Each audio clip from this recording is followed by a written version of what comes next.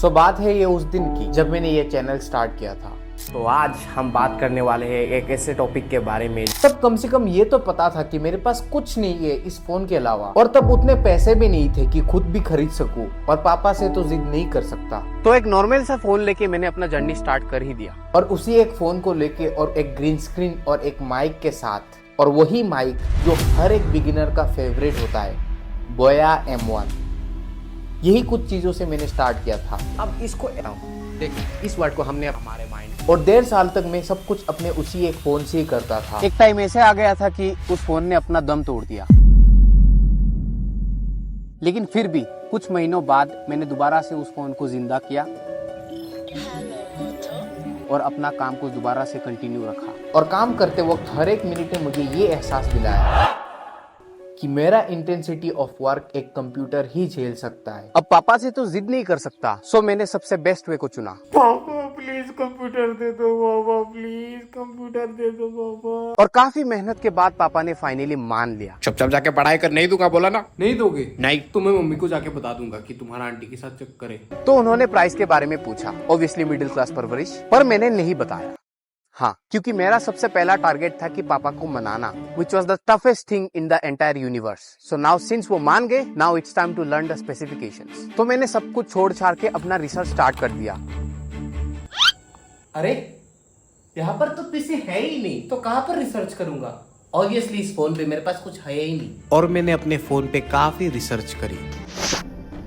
Now the process is going on. मैं पूरे दिन से सिर्फ यही रिसर्च कर रहा था कि लाइक कौन सा प्रोसेसर किसके साथ मैच करूँ, कौन सा अच्छे से बिल्डअप होगा। अब अगर खून में ही आलसीपना हो तो मैं चला गया अपने सर के पास, जिनके पास पीसी का नॉलेज का पूरा भंडार होता है। सो कल मैं गया था अपने सर के घर पर और उन्होंने मुझे काफ़ी अच्छा स्पेसिफिकेशंस दिया जो मेरे लिए इम्पोर्टेंट है। जैसा मुझे वो कंप्यूटर का कुछ घंटा पता नहीं था, तो मैंने बहुत रिसर्च की। उसके बाद अपने टीचर से भी फाइनली उसका स्पेसिफिकेशन वगैरह सब कुछ ले लिया और now we are about to order.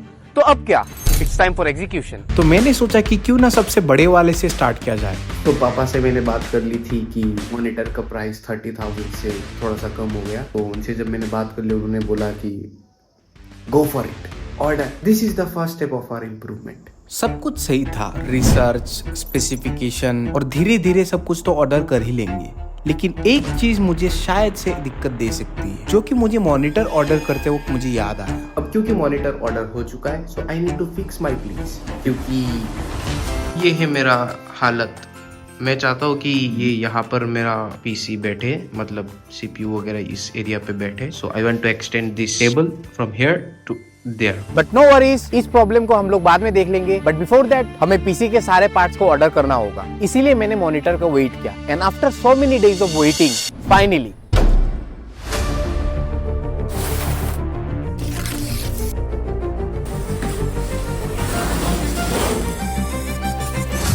But wait, ये अभी दिखने में उतना सुंदर नहीं लगेगा। मैं चाहता हूँ कि तुम ये पूरा सेटअप बनने के बाद देखो।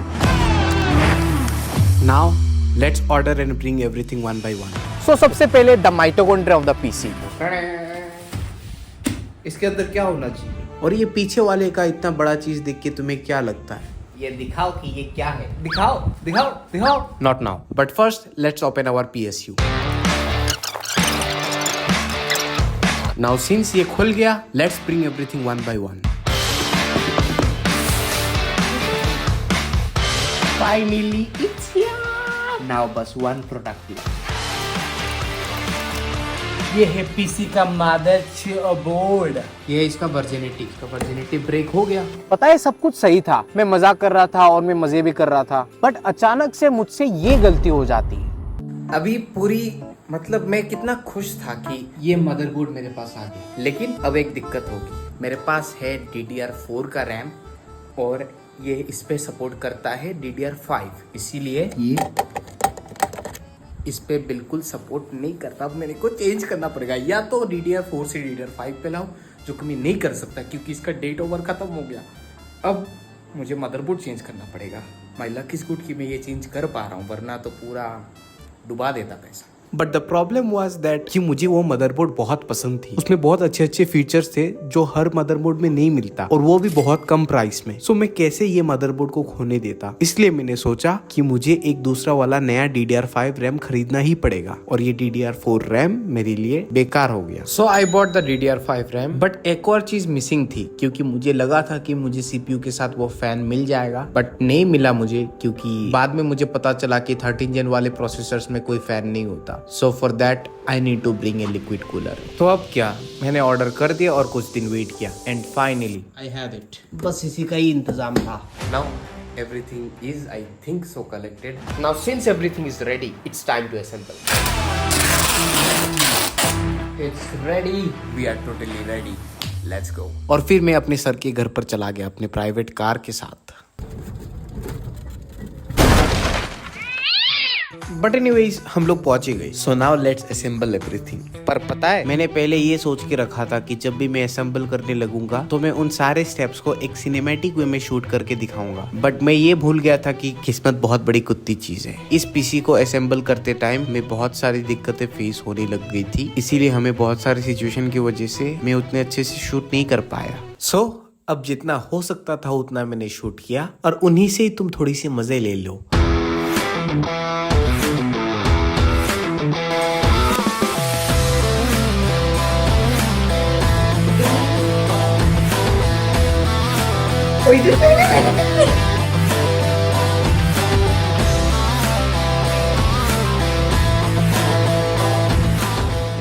धीरे धीरे हमने सब कुछ रेडी कर लिया। Now it's time to fix my table. So for that हमें अपने टेबल को बड़ा करना पड़ेगा, इसीलिए मैंने कुछ इंजीनियर्स को हायर किया और उनको काम पे लगा दिया।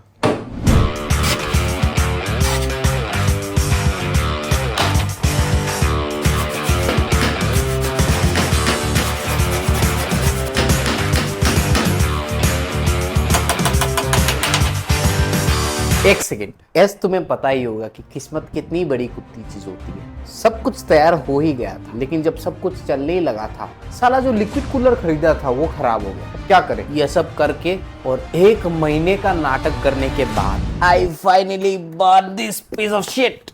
ये let me show you how does it look from inside. This is how it looks from inside. दिख रहा है ना तुमको? धोखेबाज हूं मैं, अभी नहीं दिखाऊंगा, टाइम आने पे दिखाऊंगा। सो एंड में जब स्पेक्स बताऊंगा तो वो वाला लिक्विड कूलर मत खरीदना, ये वाला खरीदना। एनीवेज अब ये सब खत्म करने का टाइम आ गया।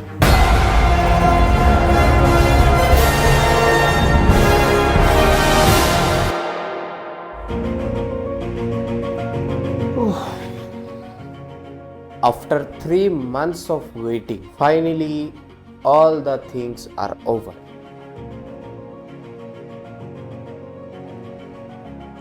मैं अभी एक्सप्रेस कर नहीं पा रहा, बस बैठ के पूरा दिन अगर सोचूं फिर भी मैं एक्सप्रेस नहीं कर पाऊंगा कि what I am actually feeling right now. But obviously I can say it's positive.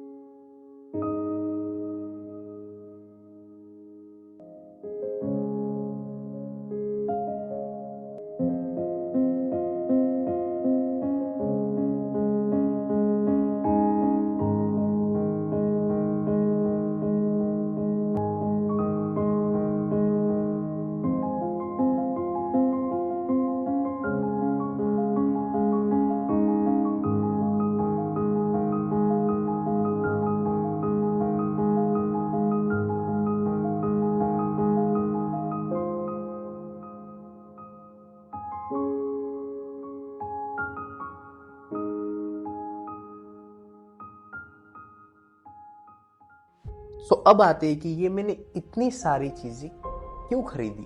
मैं एक्चुअली में ऑलरेडी 3 साल पहले से थोड़ा थोड़ा ये तो माइंड में था कि मुझे एक टाइम पे कंप्यूटर खरीदना ही पड़ेगा। उस टाइम से ही मैं पैसे बचाने में था एंड धीरे धीरे बचा रहा था, क्योंकि मुझे पता था कि मेरा फोन भी खराब हो सकता है पुराना वाला, तो मुझे नया कुछ खरीदना भी पड़ेगा। सो अब मैंने नया वाला फोन खरीदा, ऑब्वियसली आईफोन। इस पे थोड़ा एक्स्ट्रा लोड डाल सकते हैं एडिटिंग वगैरह पे, लेकिन फिर भी मोबाइल है, एक टाइम के बाद खराब हो जाएगा। और अब सोचा कि ये अगर खराब हो जाए तो मैं तो पूरा डूब जाऊंगा। तो इसीलिए मैंने सोचा कि क्यों ना एक कंप्यूटर ही ले लूं ताकि वो वर्कलोड डिस्ट्रीब्यूट हो जाए। तो इसीलिए मैंने ये दोनों ले लिया। I know this is very expensive thing as a middle class guy, लेकिन अब बात ये है ना कि ये जो RGB का जो भी मैंने खरीदा है ना, ये बहुत दिक्कत देती है बाद में। पहले बहुत सुंदर लगता है, लेकिन जब काम करते हो ना बैठ के, तब ये बहुत आंखों पे पड़ता है, काफी डिस्टर्ब देती है, फोकस ही नहीं कर पाते हो, बहुत दिक्कत देती है, मतलब इरिटेशन होता है उससे।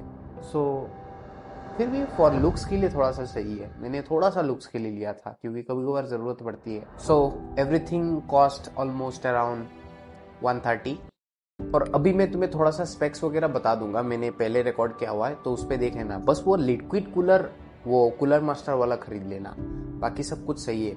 एंड आई वुड लिटरली से मैंने बहुत सारे रिसर्च, मतलब लोगों के गाइडेंस, एक्सपर्ट्स के गाइडेंस वगैरह लेने के बाद मैंने ये डिसीजन लिया कि कौन कौन सा पार्ट मुझे खरीदना है। सो आई वुड से जितने में मैंने खरीदा 1,30,000, उसमें बेस्ट 4K मॉनिटर और उसके साथ ये पूरा PC, मैं जेन्युइनली बताऊं तो this is the best with in 1,30,000 you can get only for video editing and also a little bit gaming. ज्यादा गेमिंग पे फोकस नहीं था, लेकिन ये बेस्ट मिलेगा तुम्हें अगर एडिटिंग के लिए चाहिए, specially for professional purposes this is the best. So मैं तुम्हें अगर स्पेक्स बता दूं, i5 13600K गीगाबाइट का RTX 3060 और ये B760 गीगाबाइट का गेमिंग SE मदरबोर्ड जिसमें DDR5 सपोर्ट होता है, 750 वाट का power supply with gold certified. ये है गैलेक्सी का Vortex 3060R liquid cooler, that 16GB DDR5 RAM, it's called thermal paste, 1TB का NVMe SSD और हाँ एंटी स्पोर्ट्स का क्रिस्टल व्हाइट कैबिनेट। और कीबोर्ड मैंने जेब्रॉनिक्स का खरीदा था, एक व्हाइट कलर का, या ऑप्टिमस। ये पूरा का पूरा मैंने नहीं खरीदा। एक great great great great thanks and credit to my father, he helped me a lot while building this. उन्होंने अगर मुझे थोड़ा सा इसको खरीदने में हेल्प ना किया होता तो मेरा भी सेविंग से मैं नहीं कर पाता। And even on this phone also he help me little, क्योंकि मैंने सेविंग उतना नहीं कर पाया ना। 1.5-2 लाख 2 साल में किसी से सेव करना, वो भी मिडिल क्लास वाला लड़का, उससे बहुत टफ होगा। सो आई डिड दिस।